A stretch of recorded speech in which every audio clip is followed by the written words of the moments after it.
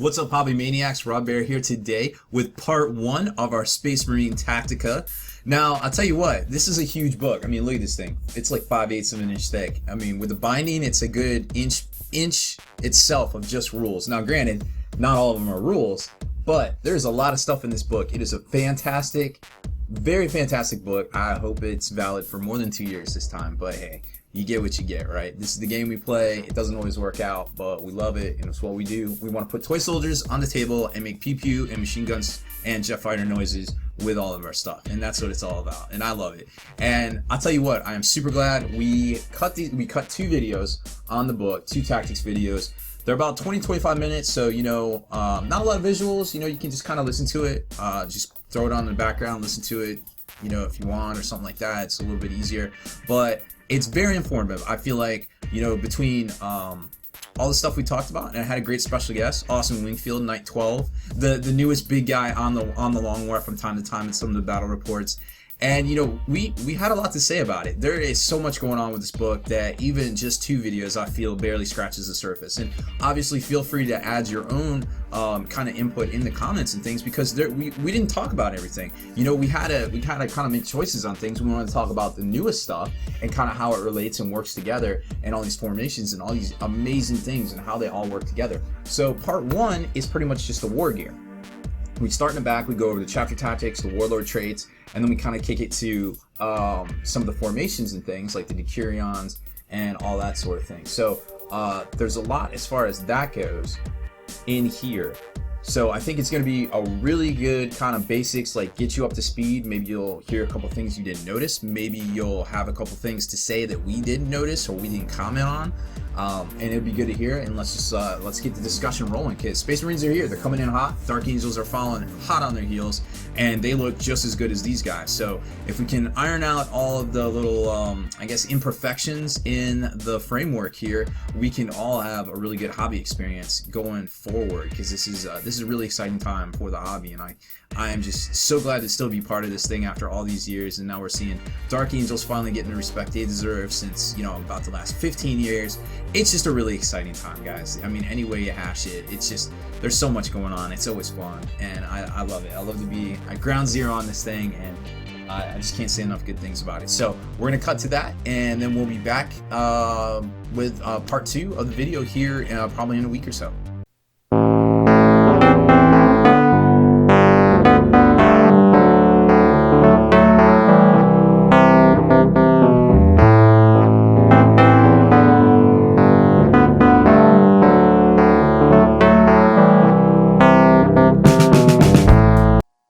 Okay, so here it is. We're doing the first tactics review on this new Space Marine Codex. I am joined today by my personal friend, Austin Wingfield, Night 12, the newest big guy on the Long War. What's up, man? Hey, Rob, this is a good-looking book, man. Woo! I'll tell you what, this harkens back to the old days, the good old days, which, you know, I guess they were all good old days, but this one seems especially good-er.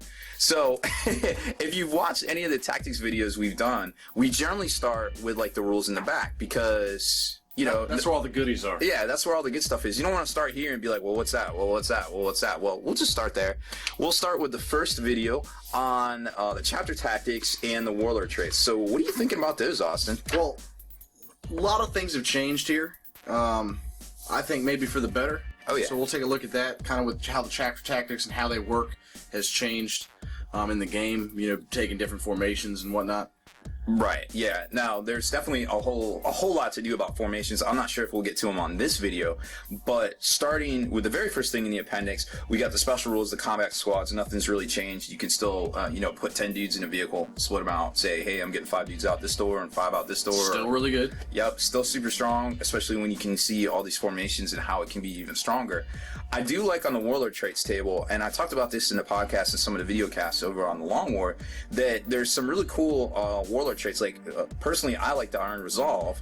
Anytime you can get Feel No Pain for free, basically. For free. Great. Yeah. Yep, and Lysander and Vulcan come with this one. Yeah, they come with it. Yeah, very cool stuff. Storm of Fire changed a little bit from before. Obviously, Tigerius comes with it. That is my favorite warlord trait. But now you've thrown out Rending. Anytime you can just give a unit Rending for its shooting attacks is just amazing. Like, yes. Just think bolters are killing Night Titans.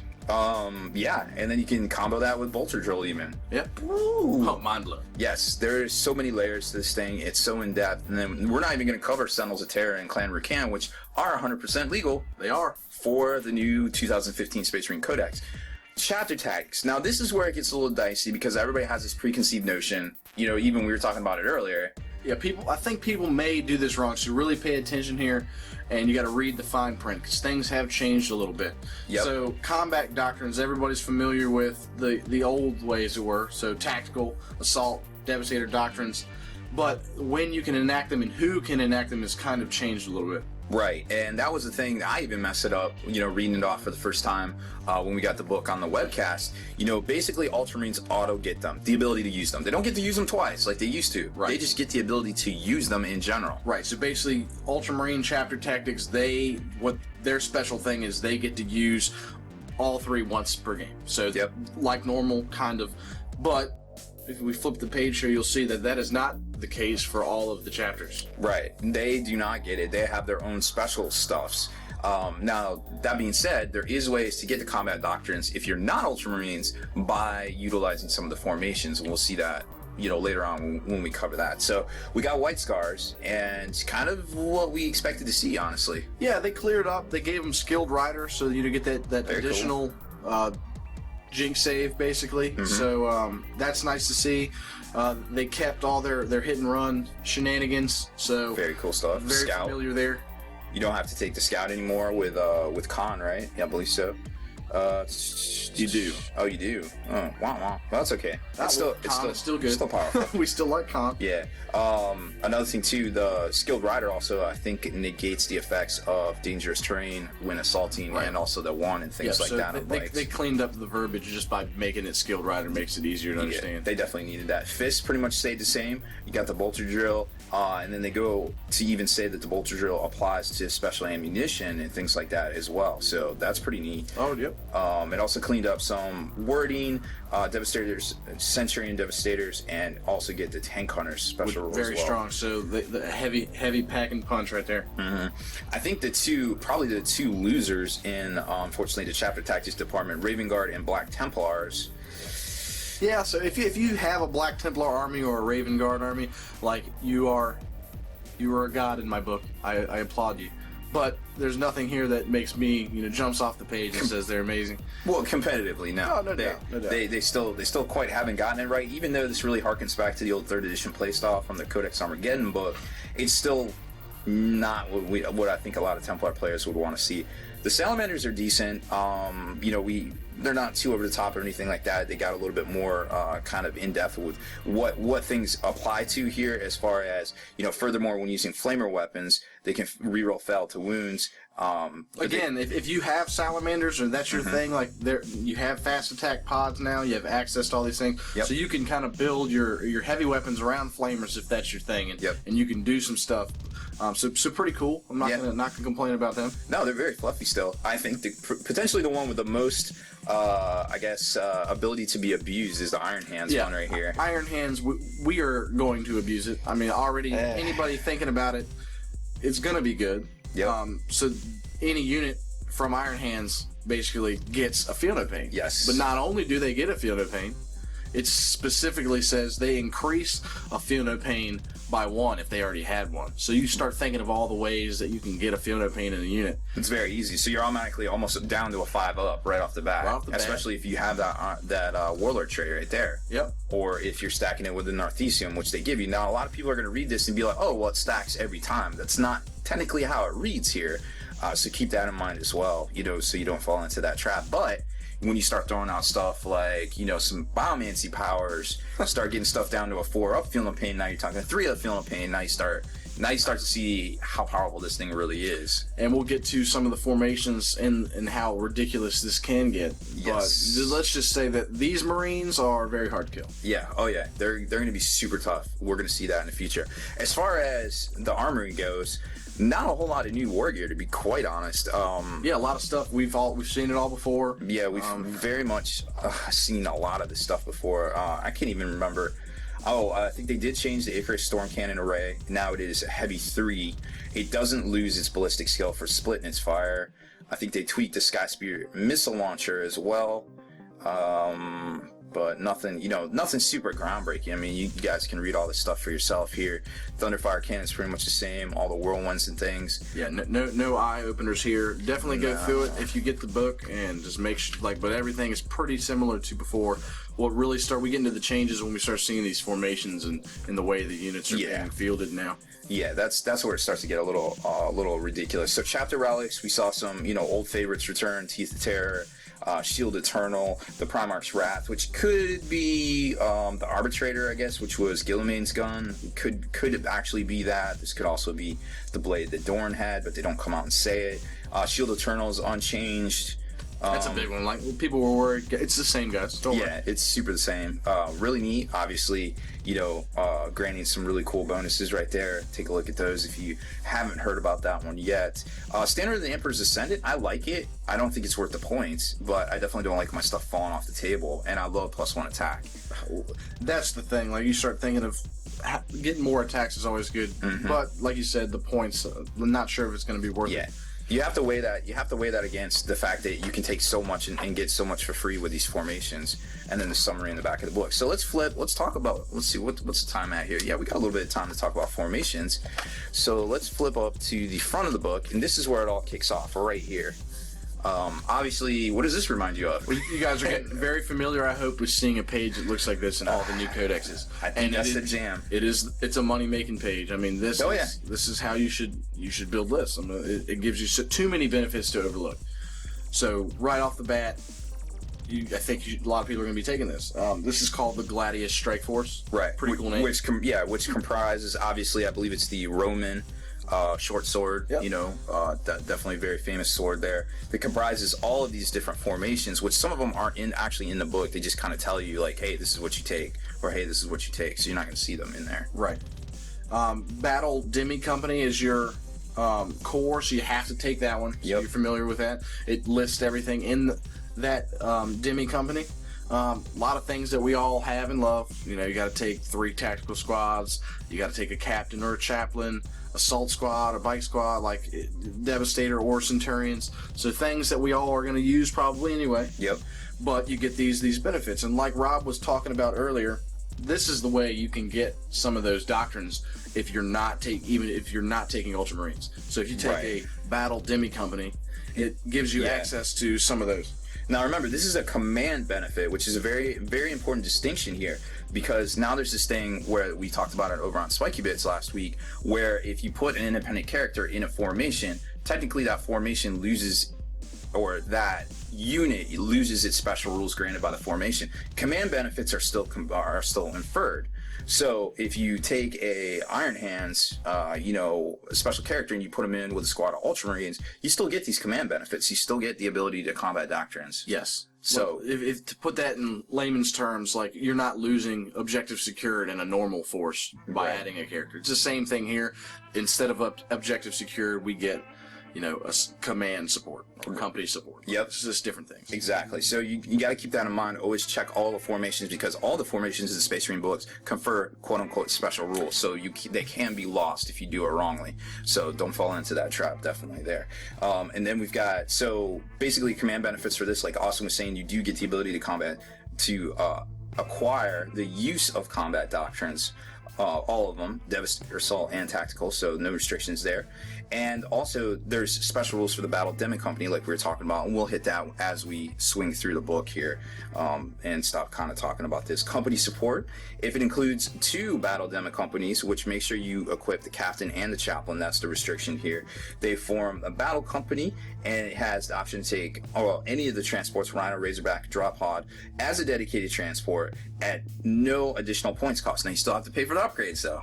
What? Yeah, I know. Wait. What did you just say? I think for every 500 points you spend, you get 500 points of free stuff. That's what I heard. Just need you guys to realize, like, doing the math, everybody's going to build their list a little differently. But yeah, like, we've done the math. It is hundreds of free points we're talking about here. It's ridiculous. And that is free. I mean, you start thinking about it. Like, what can you do with that? Like, free drop pods, free rhinos. Like, this is bringing the stuff we already had back to the game. because it's free. Like, yes, I'm not paying for Rhino all the time in a competitive scene, but if they are giving it to, like, come on. I mean, there's nothing harder to kill than a Space Marine. But then when you put a Space Marine inside of a Rhino, there you go. You just multiplied its combat effectiveness by 2. So, you know what I mean? A lot of MSU armies out there already. We're about to see a lot more with Marines, so that is for sure. Yep, and I feel like that puts them on par with some of the stuff, the shenanigans that Necrons can do there. So like Austin was saying, there's core, auxiliary, and command. You have to take, 1 to 2 cores, 1 plus of auxiliary, which is all the ones with the X's on it, and command as well, which is, all these ones, or excuse me, these ones the gray right ones, here, which is funny. There's 3 command choices, and they allow you to take all of them if you want. Yep.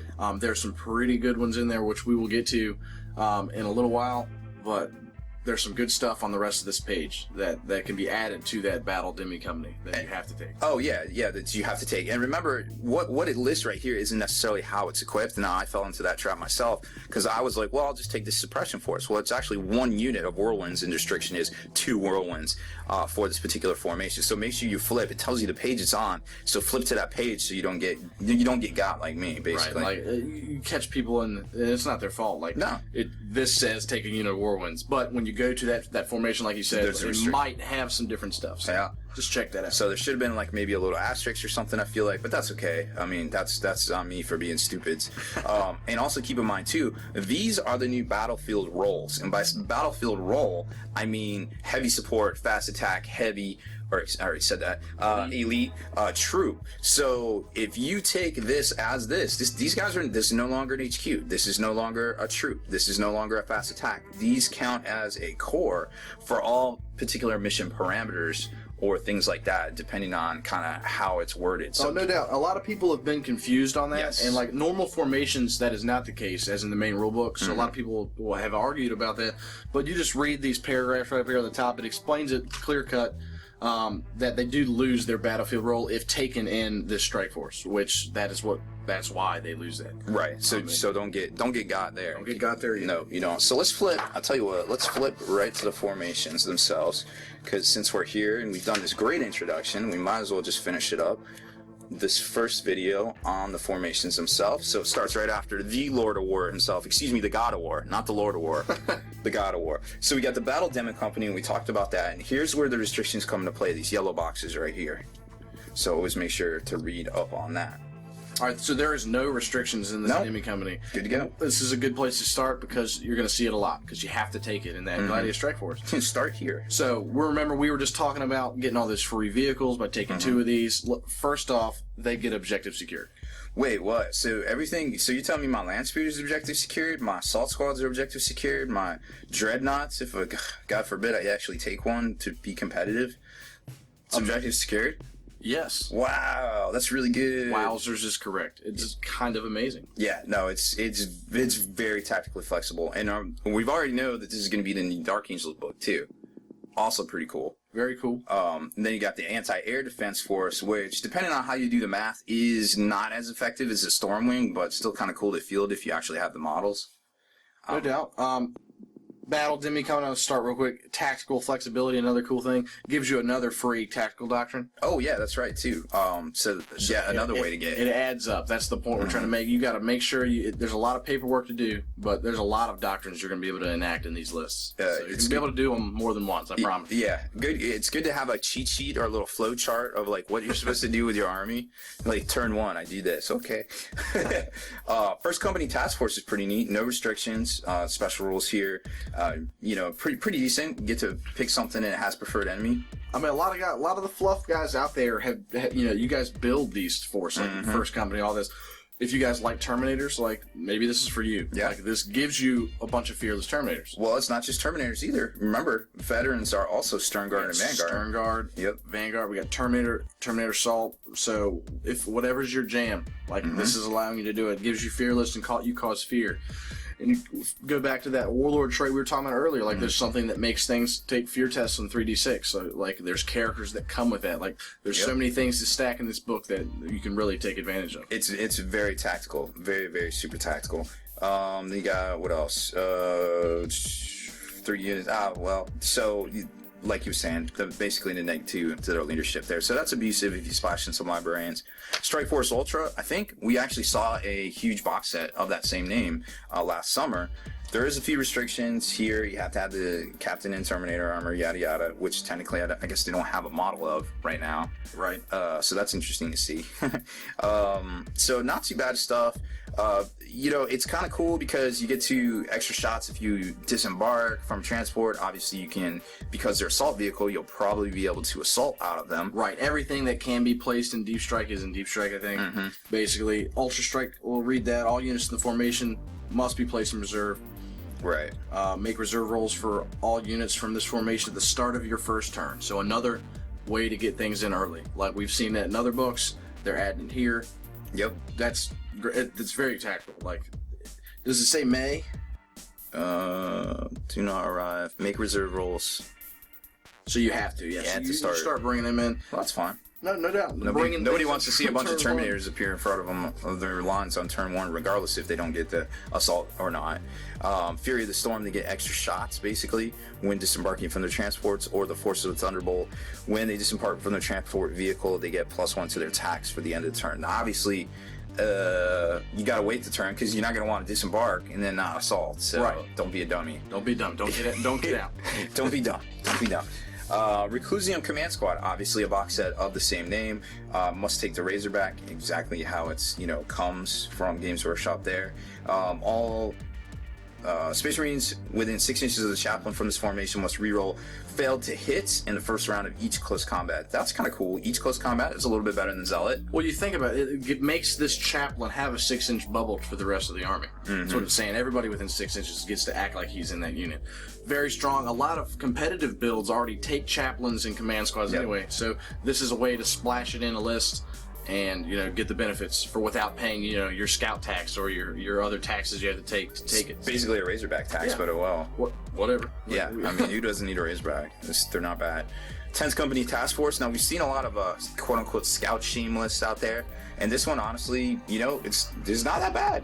Well, we know some guys that have tried to abuse it, and they've done a pretty good job, even on the competitive scene with like Sentinels of Terra, and which is still legal. Oh yeah, like Rob was talking about. Still 100% legal. This goes hand in hand with it. 3 to 5 units of scout squads or scout bike squads, and then sergeant. Or you don't have to, but you can take Tellian as well. And remember, they're +1 skill. We didn't get to it, but they're +1 ballistic skill, +1 weapon skill. Very cool. Ballistic skill 4, sniper rifle. Back to normal. Bolters, like back to normal. They've been practicing a lot. They have been practicing a lot. Oh yeah, that is true.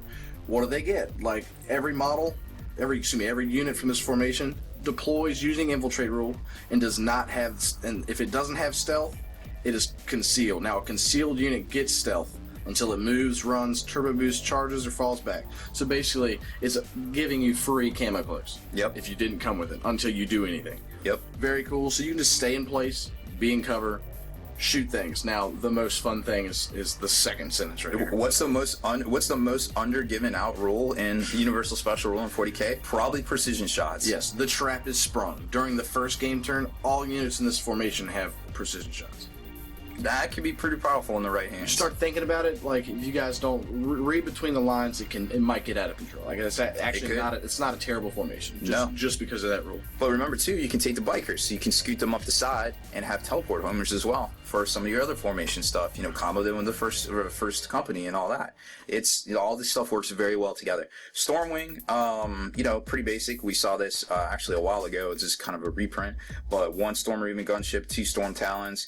They can all come on in a single reserve roll. We've seen it before, like you said. Basically, as long as the Storm Talons are good, the Storm Raven gets strafing runs, so you get that, BS. Strafing run's good. BS5, Storm Raven. I like to hit stuff from ground targets on 2s. Heck yeah. Centurion Siegebreaker Squad. Don't know a whole lot about this one, kind of skipped over it. Well, a lot of people have, shrugged it off because they don't have all the cool guns. Like, we obviously like Grav better. Yeah. But what do you got to take? 2 to 4 Centurion Assault Squad. So all you guys out, they're not bad. We all know they kill things. And then a unit of ironclad dreadnoughts. Basically, to sum this up, we don't have to read the whole thing. They are the anti-building. If you took a building and they show up, you lost. Basically. Like that, it is gone. They're very specialized, but they're still pretty cool.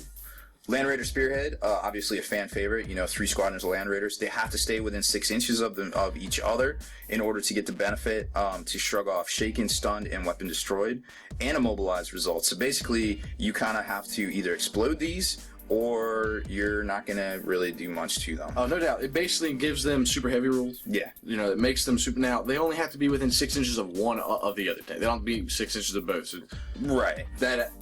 model, gives you other model. Right, one other model. So it gives you some flexibility with your movement. You don't have to keep them super close together. Not like this. Right, not like the picture. Yeah. But if they're your jam, like if you like Land Raiders, we've all bought them. Play this. Yep, definitely. Liberius Conclave. Well, I can't think of any of the other formations that's generated as much controversy as this one, but suffice to say, we're not going to get into all that. Read your rule book for yourself about the end of phase and start of phase rules and kind of go from there. But what does this thing do?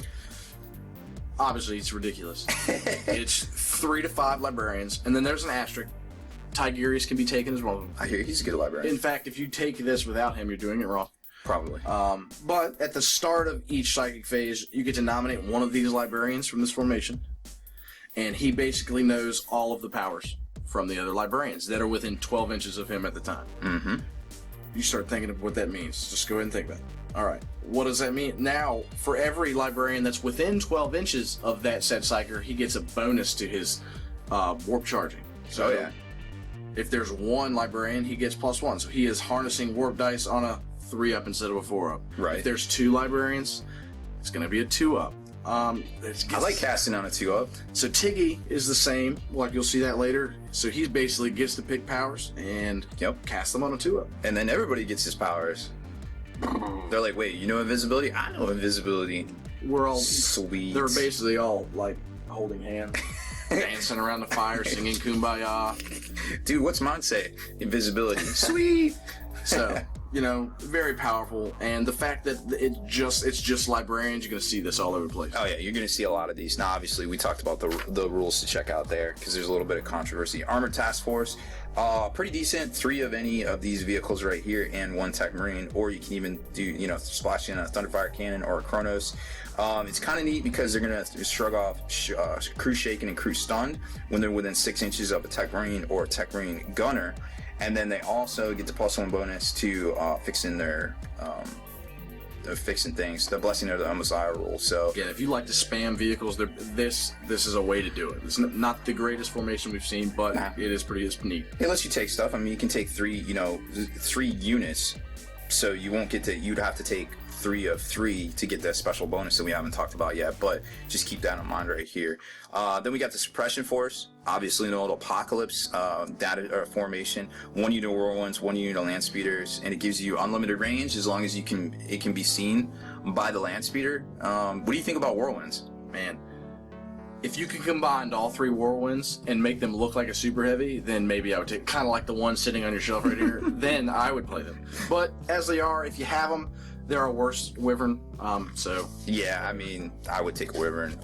Honestly, a little bit of clarification we need to talk about real quick. Chapter Tactics are negated if you have mixed units with Chapter Tactics. Very important. Yeah, we forgot to touch on that, and I was just thinking about that, like, ooh, we should definitely go back and talk about that one. So, just wanted to slide that in there, because we're about out of time for this one, folks. So, thank you so much for listening to part 1. We are going to cut it here and get our thoughts together for the next part, which will definitely go over the data sheets and some of that stuff there. All right, so that was it. Part 1 in the books for the new Space Marine Codex Tactica. Hopefully you enjoyed it. Obviously, feel free to leave some comments, things that we might have missed, or just kind of, didn't just kind of glazed over, or just kind of skipped. Like I said, there's a lot of content here. We tried to hit everything that was pertinent and kind of give you some examples of how it works together. But then again, we are going a mile a minute. We are trying to make these things manageable and big enough bite-sized pieces for everybody to enjoy.